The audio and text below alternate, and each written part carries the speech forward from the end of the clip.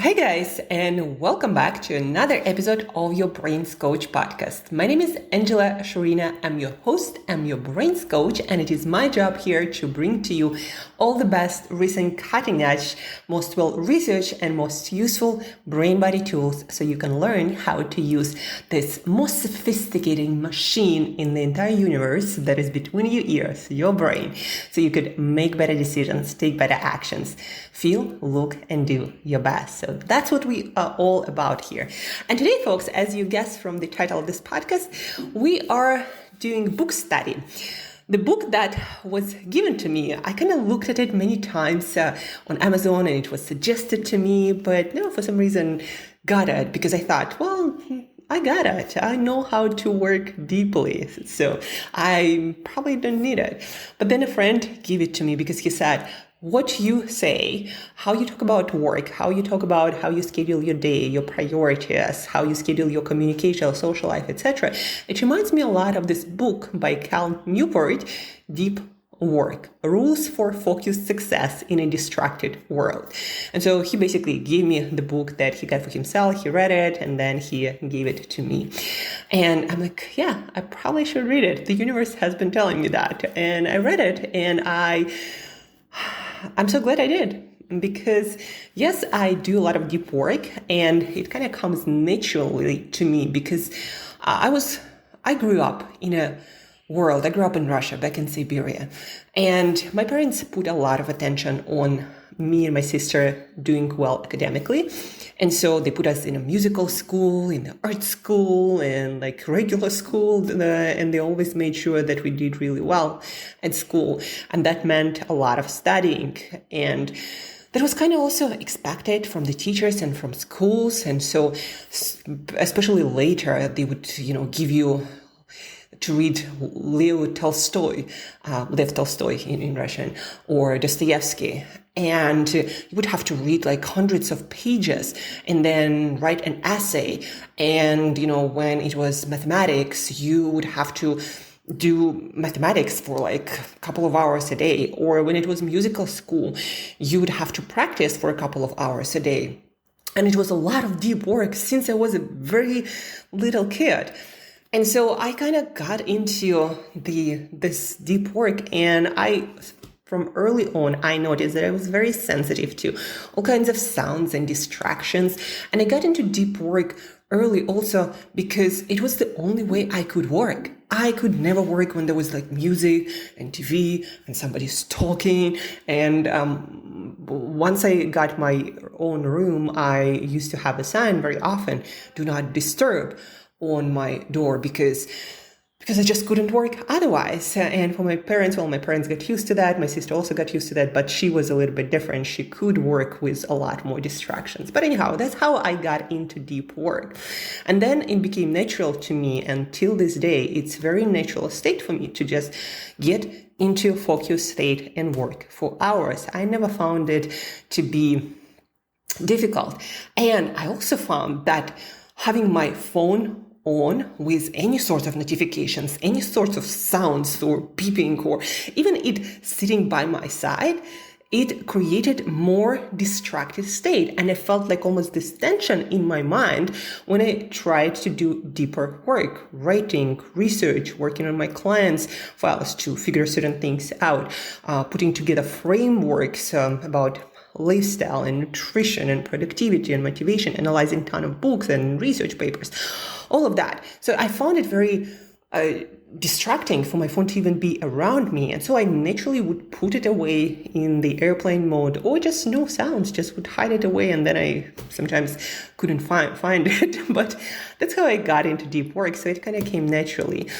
And I never really thought much about that. But then once I got into coaching my clients on focus, on deep work, on how to manage distractions internally and external distractions, people, technology, but also internal distractions, just thoughts coming into your mind and you feel the urge to interact with either your computer, social media, internet.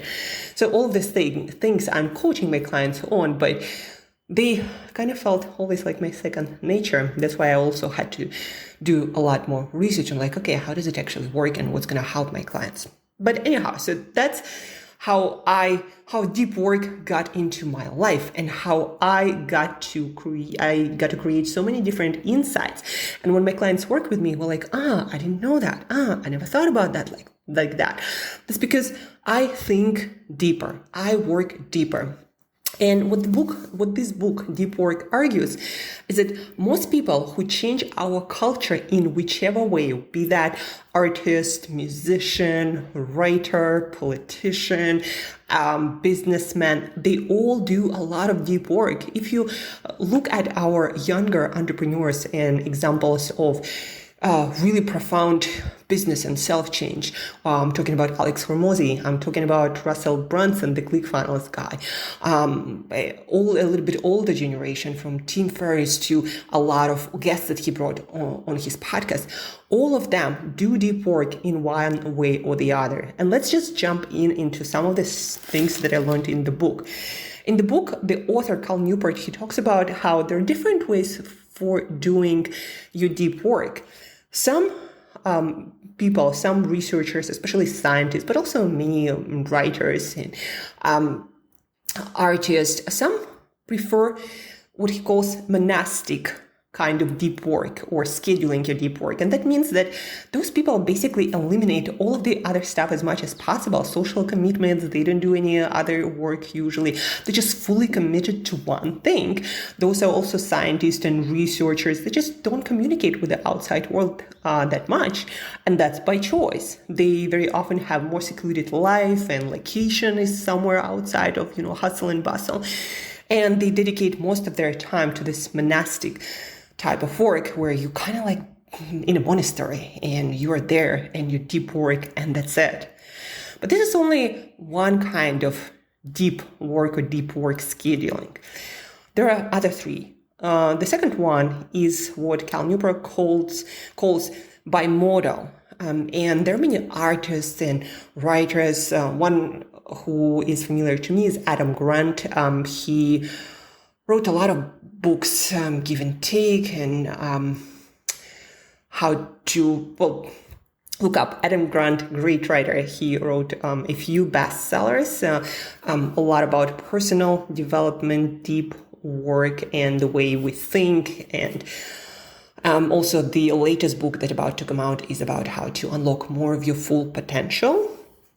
So Adam Grant prefers bimodal type of deep work. And that means that you choose days or times or sometimes even months and weeks where you dedicate only to deep work, but then you are open in other hours to everything else, to social life, to maybe your main job, to maybe your family.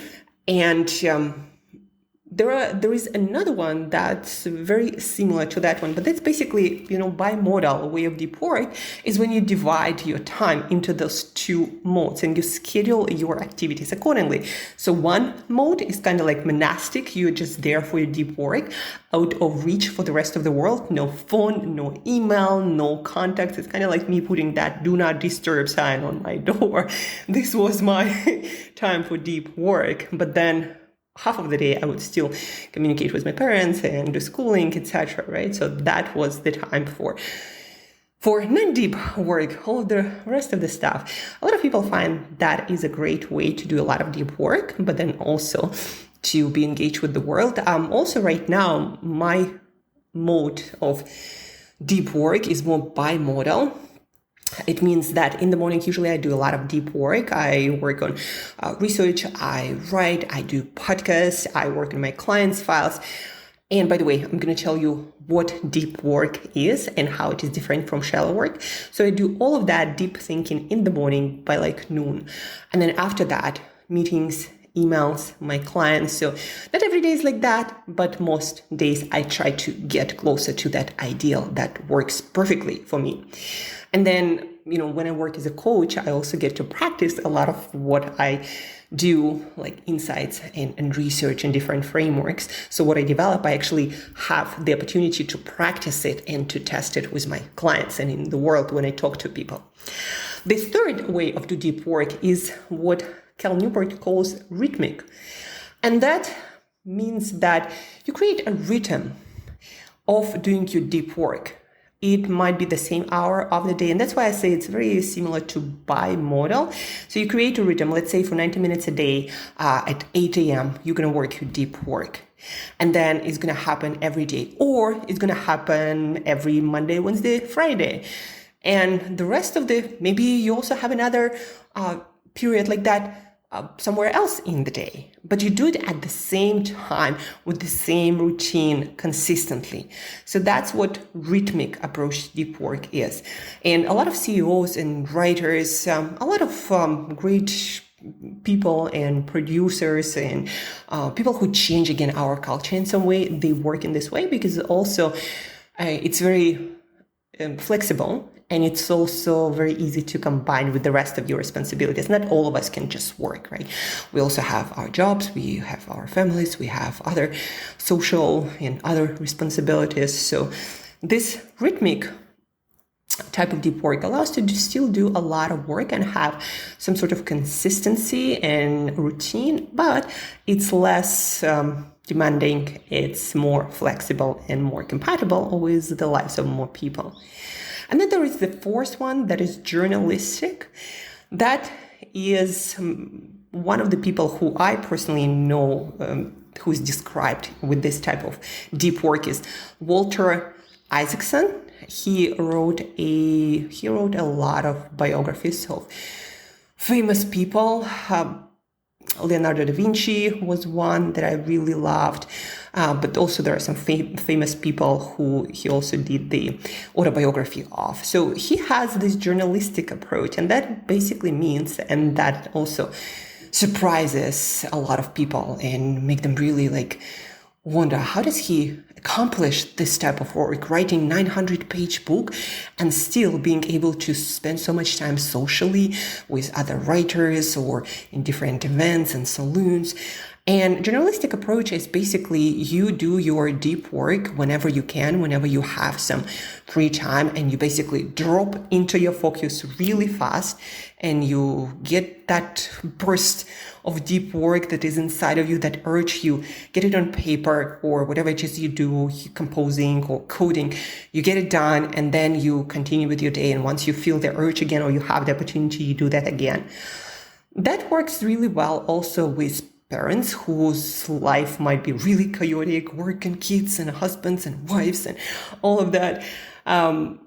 I find it to be challenging. I would find it challenging because in our distracted, always busy lives, there is always attacking our attention.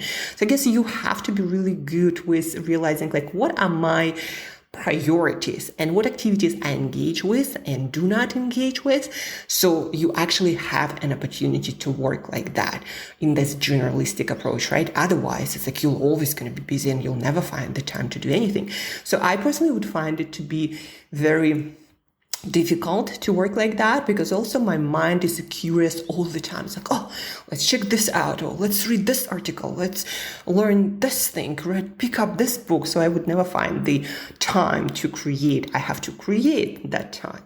So monastic, bimodal, rhythmic, journalistic approach. So as you can see, there are many different ways you can approach deep work, and some type of work, deep work might work at some stage of your life, and then, I don't know, you become a parent, you get busier with business, and you have to get other types of deep work working for you if you want to get some substantial thinking and reinventing done, innovation done.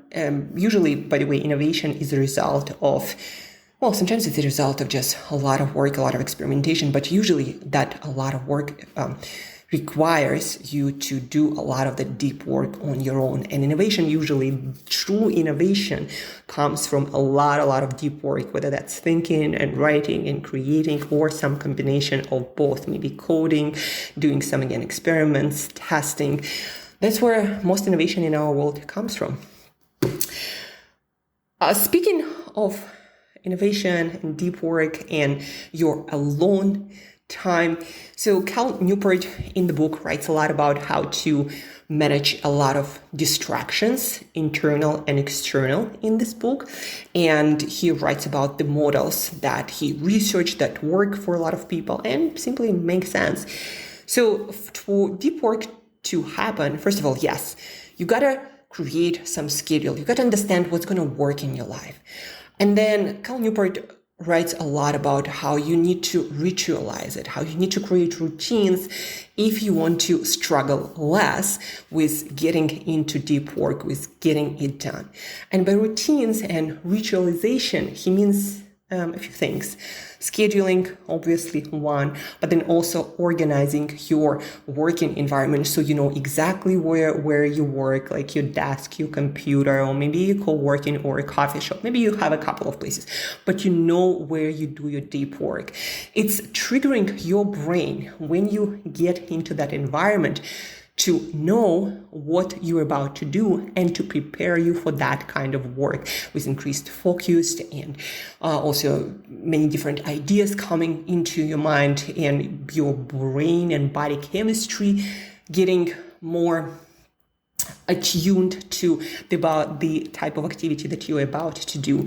So when you ritualize it, when you routinize it down to again time and place where you work, and also making sure that you have everything prepared and having, for example, other triggers like your water bottle or your favorite drink for that deep bout of work.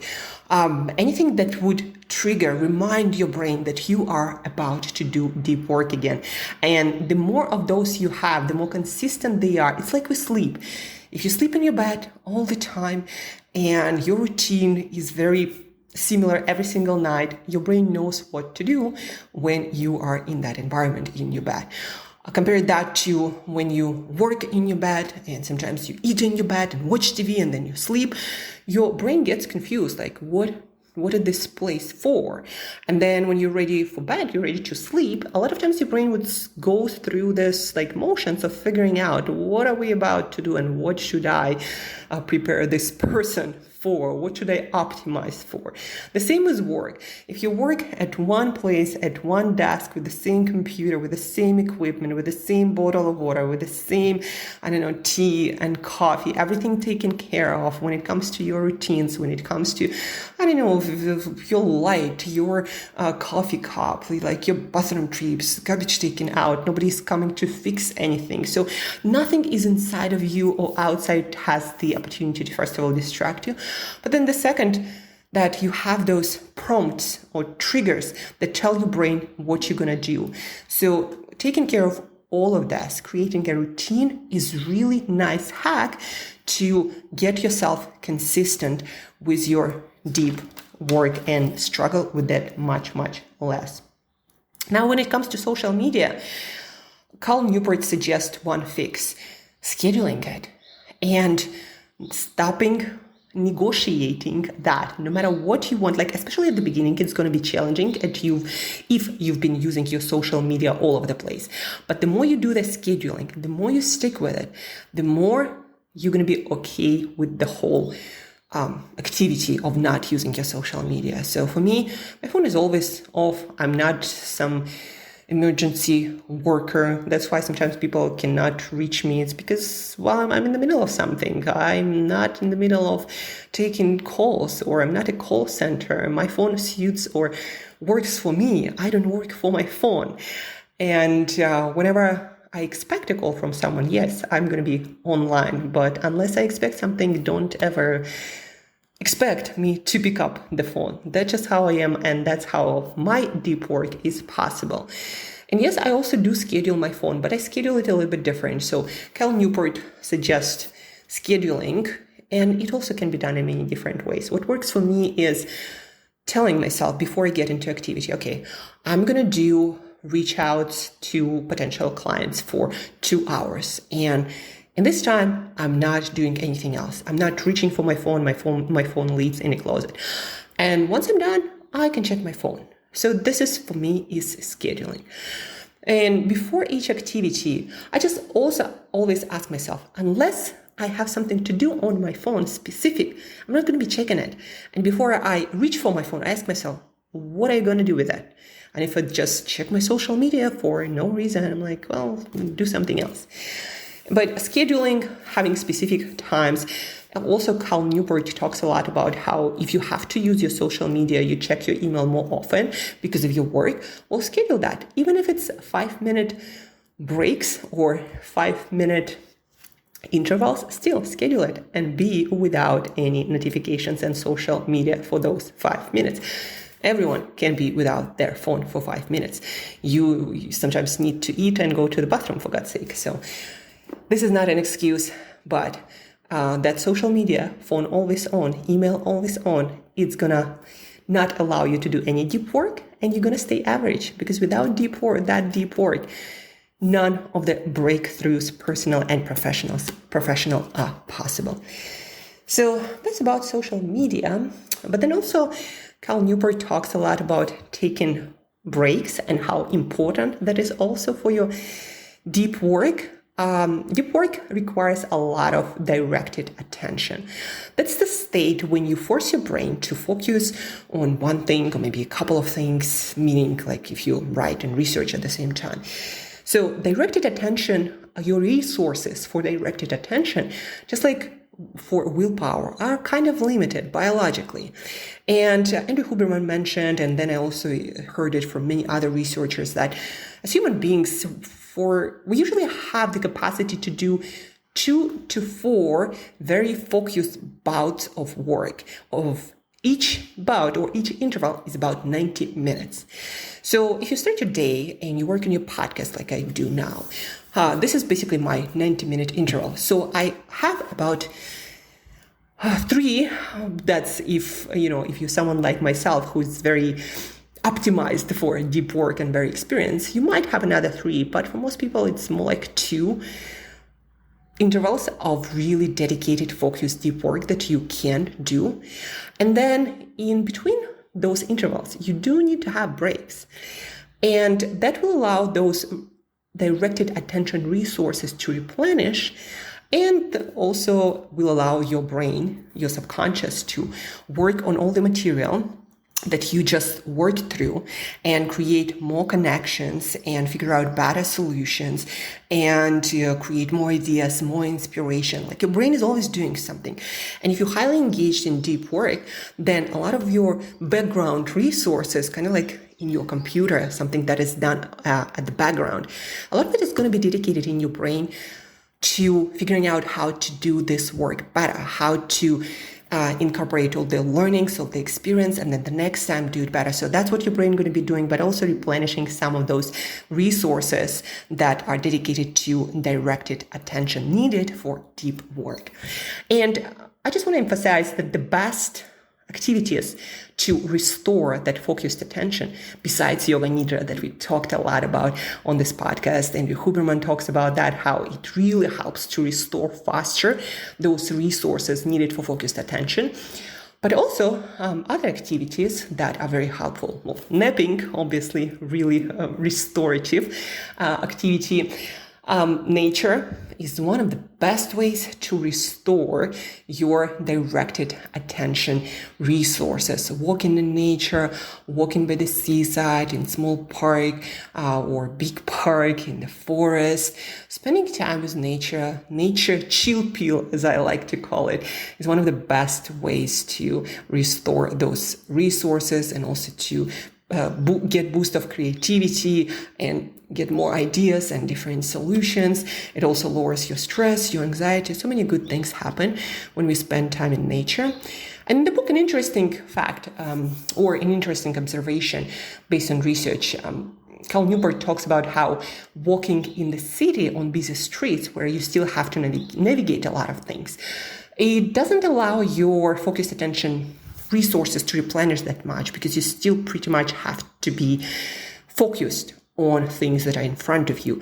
Otherwise, things might happen. So walking on the busy city street and walking in nature in park, not the same. And probably if you more or less sensitive to what's happening in your brain, you can feel that when you walk in the city, it's not as relaxing and restorative as when you walk in nature. And the best, again, recovery for your deep work, if you need to do a lot of writing, if you need to do a lot of research, a lot of studying. So the best kind of breaks, besides napping, yoga, nidra, are walks in nature. What else? The last part that I wanted to cover from the book, and it's not the whole book, folks. The book is big. It's very well written, a lot of very practical advice on how to also figure out, for example, should you use some social media or not? Also about email, how to reply to email so you don't get a lot of emails back, and so you make other people work a little bit more so they don't bombard you with poorly written email that require you to do most of the work. So he writes about that in last chapters of Deep Work book as well. But what I wanted to cover you on a practical side, the last piece, is about how to boost the consistency of your deep work, your motivation. So first, and Cal Newport has this 4-step process that is in the section of the book that is called Execute Like a Business. So if you want to stay consistent with your work, with your deep work, and also if you want to get results and get results better and more over time, here is the process that he recommends. And I've been using it to some degree, but I also know that I can improve on that. So execute like a business. If your deep work, if you want it to be your life's work and perhaps also your business, and if you want it to improve. So step number 1 is only choose few important, highly important, ambitious, but doable goals. Only a few. Like, for example, for me right now is building my business to 10K a month and then scaling to a lot more through memberships and app and corporate contracts. So those are a few things, but the first and most important right now is learning how to do cold reach outs and how to create business out of thin air, basically, but learning how to obviously deliver value and service to the right people. The second part of my work, of my job, or one of the most important goals in my work, so I am a highly valued expert, is do a lot of studying, do a lot of reading, writing, do a lot of content creation, creating frameworks and solutions for my clients. And so this is also something that I constantly need to improve. And in order to do that, I need to put time into reading, I need to put time into writing, creating content, and also obviously creating solutions based on that for my clients, anyone I work with. So, and all of that in order to, yes, grow my business, but the end goal is to help more people. And this is basically one of the goals and only goal that I'm working on. It requires to working on different parts, but it's only one goal. So choose only few goals that you focused on at a time, anytime. And the more goals you have, the more objectives you have, the shallower your work gonna be, and the more mediocre you're gonna be. And so the chance of you breaking through is gonna be almost close to impossible, because you're never gonna be as good as someone who dedicates all of their time and attention to just this one goal. Step number 2, once you choose your goal, a lot of long-term goals, a lot of deep work gonna require you to do a lot of work in advance, and I'm definitely feeling it right now, without a lot of results up front. It's like if you want to become a great writer and you're just starting out, well, there's going to be a lot of hours before you're going to create something of substantial value. And first of all, you got to understand that and expect that and lend into reality. But then also you do need to create some sort of consistency and motivation and routine, and have to measure your work so you actually get better. So the first step to that is acting on lead measures. What it basically means, you need to set your for yourself the amount of hours, the amount of produced pieces of work or coding, whatever it is, the amount that is totally dependent and controlled by you. Like again, for writers, it's hours of writing, or maybe for coders, it's hours of coding. For me right now, it's the amount of people. I borrowed this from Alex Hormozi, 100 people I need to reach out Monday to Friday. So what is that lead measure? Basically, what you put up front.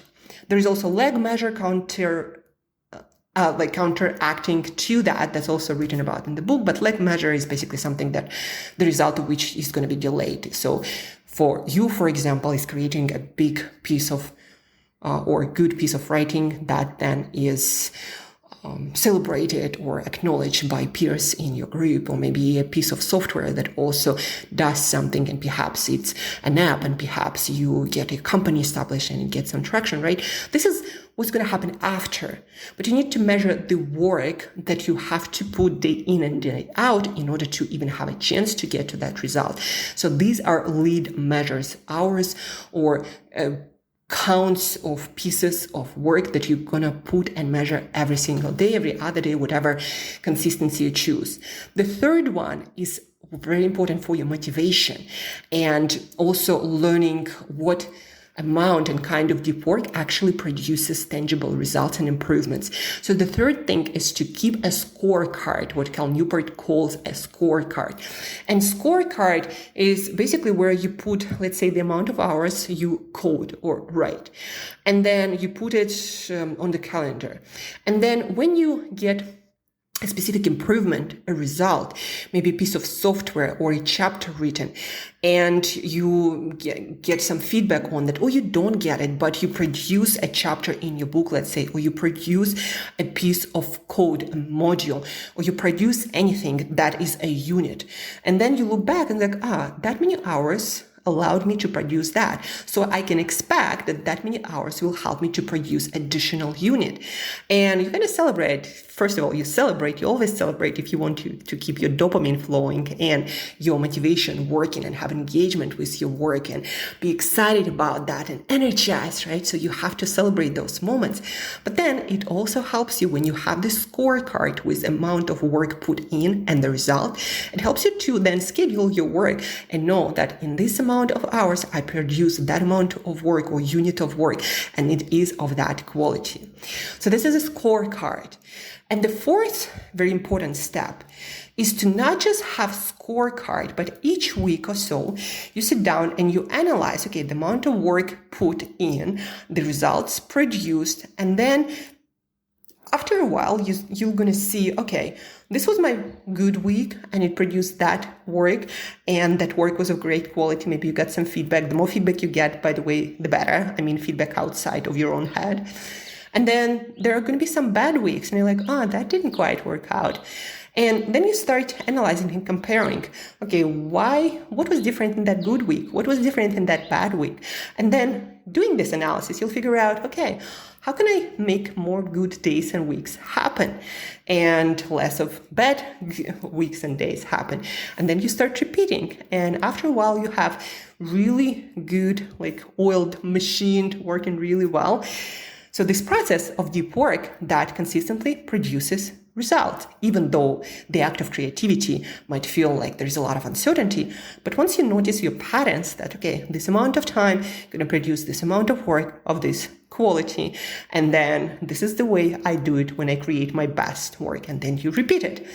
And that's how your deep work can be also predictable, can create consistent results. Like, for example, best-selling authors, they basically create value out of nothing, out of their thinking consistently, and they make pretty good living from it, right? And that happens because they learned what kind of process of deep work works for this kind of results. And then they just repeat it and repeat it and repeat it and get better and get better and get better. And that, I believe, actually one of the most important and useful pieces of advice, especially if you are a beginner in deep work and you always lose consistency, and also you're not sure how exactly the kind of work you do creates the results that you actually want. So this process execute like a business 4-step process. First, figure out only one or a couple of highly ambitious, very important goals that are going to move everything in your life forward. Everything that is important to you. Number 2, measure lead, act on lead measures. Measure the work put in, not the results that you get. Otherwise, you might wait for a long time before getting any results. Keep a scorecard, right? How many hours of this kind of work produce unit of result? And then we, on a weekly basis, look back and see whether that was a good week, a lot of good days or some good and bad ones, and how can you create more good days to produce consistently good quality work that keeps getting better. And that was our deep dive into deep work, rules for focused success in a distracted world by Newport. He wrote a lot of books, one of those So Good They Can't Ignore You. I read that one. There is another one, I believe it's Slow Productivity, either coming out or already came out. So if you're interested in changing our culture, in transforming making things different and better, I highly recommend you to read this book. And obviously, even in this book, Cal Newport mentions your lifestyle, your nutrition, your health. They really do matter, especially for the deep kind of work. This thing between your ears is your main tool of accomplishing that work. So make sure you take good care of it with your sleep, with your movement, with your brain nutrition, with your stress management, with the light exposure, proper light exposure, darkness and natural sunlight. So all of that, we are talking a lot about that on this podcast. So browse through all of the episodes to find the right one where you might need a little bit more information, whether that's, again, nutrition that we talked about yesterday, by the way, last episode. So that's it for today. Hope you liked it. Pick up the book if you liked what you just heard and you learned a lot and you're like, I want to dig deeper and really dial in this deep work for breakthrough achievement in my life. So pick up the book. If you have any feedback and really love the podcast, please get in touch, Angela@brainbreakthroughcoach.com. Don't forget, there is a link also in the show notes to our ongoing at the moment for, a couple more weeks. We still are accepting applications to CEO Health Reset 360. That is not just for CEOs, but people who take charge in their life and want to be more in control of how their life journey unfolds. So this is for you guys to dial in all the aspects of your health, nutrition, sleep, fitness, stress, fitness, and light, and all of this in an 80-20 manner where you get the most effective solutions, very flexible based on current research. And last but not least, folks, if you're loving this podcast, please do share. That's going to make such a huge difference to a lot of other possible potential listeners who are yet to discover this podcast. Are they going to discover it because of you? Please help me to spread great information to a lot more ears globally. We are a very global podcast. I don't remember how many countries, but I believe all continents. So please do help spread the news. Share a screenshot, tell WhatsApp it to one of your friends. Whatever you can do, please do it. I have a personal goal of 100 listeners for each episode as soon as it comes out till the end of the year. So please help me do that and have an awesome weekend. Refresh, get into nature to help your brain do a lot more, a lot better deep work for breakthrough results. Have an awesome weekend, and I'll talk to you very soon. And don't forget to share, folks.